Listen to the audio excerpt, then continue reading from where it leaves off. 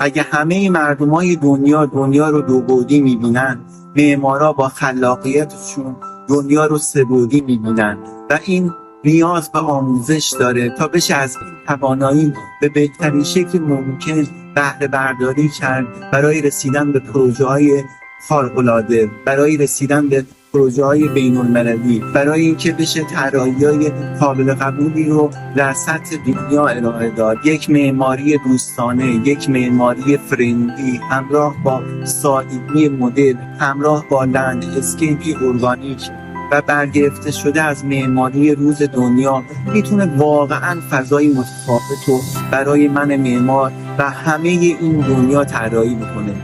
ما معمارها میتونیم دنیا رو عوض کنیم و دنیای بهتری رو بسازیم. این یه واقعیت در مورد معماری که روان آدما رو، روان دنیا رو، دید زندگی رو میتونه تغییر بده و من این افتخار رو دارم که میتونم این موضوع رو آموزش بدم و با عشق خودم یعنی معماری همراه شما باشم. متشکرم.